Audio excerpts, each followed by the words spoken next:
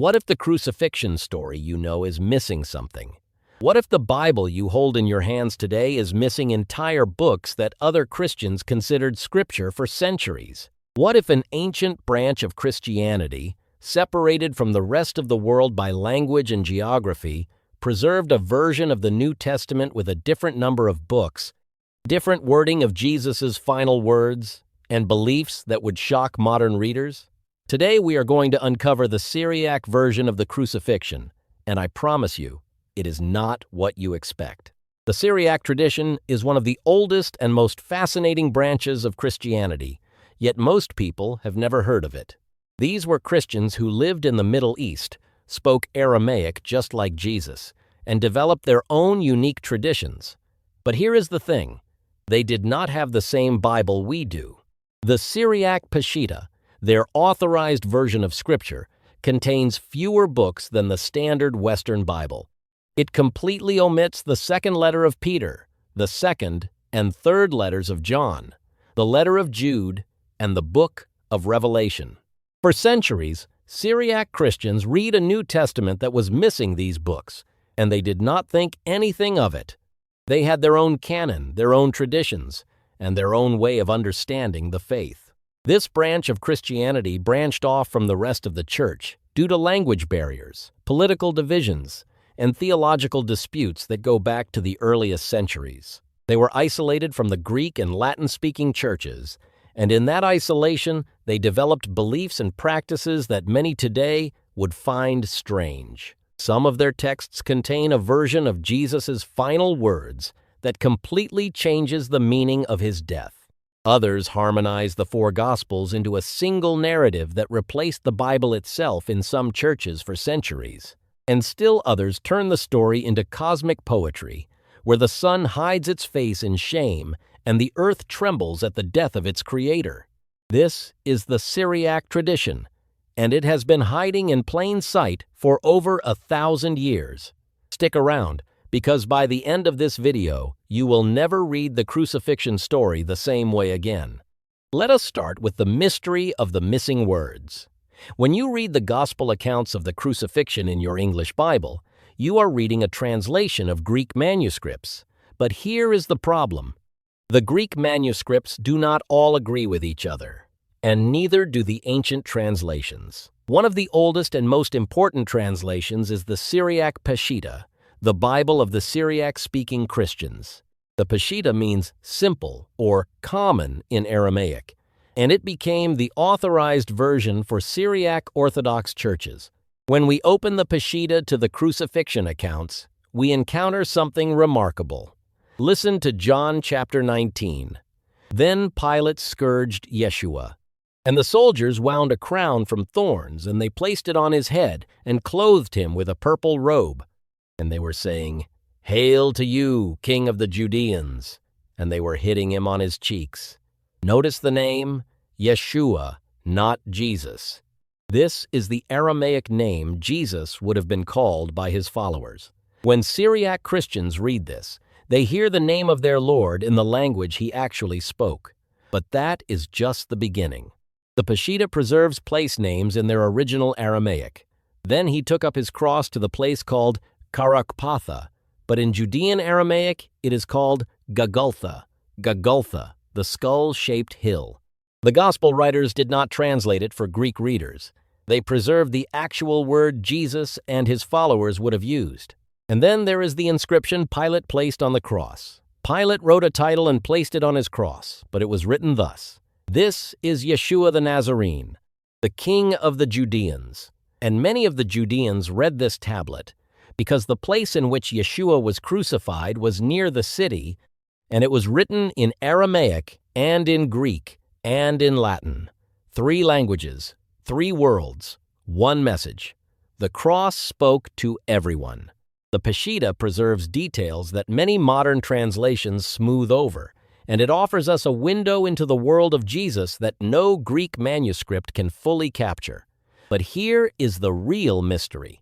The Syriac Peshita may contain a completely different reading of Jesus' cry from the cross, a reading that changes everything. Now here is where things get truly shocking. You have probably heard Jesus' cry of abandonment 100 times. My God, why have you forsaken me? It is one of the most heartbreaking moments in all of Scripture. But what if Jesus said something else? What if the oldest Syriac manuscripts preserve a completely different version of those words?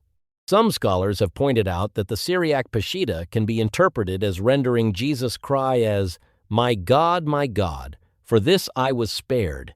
Think about what that means. Rather than expressing a moment of divine abandonment, Jesus is declaring that he was preserved for this very purpose. He was spared from death throughout his life so that he could die on the cross. This is not a cry of despair. It is a cry of triumph. He was not abandoned. He was fulfilling his destiny. This reading has been debated by scholars for centuries, and it remains one of the most fascinating differences between the Syriac and Greek traditions. It changes everything. Jesus is not asking why God has left him. He is declaring that God has preserved him for this exact hour. This is the Syriac version of the Crucifixion, and it challenges everything you thought you knew about the cross. But the mystery deepens. The differences are not just in individual verses.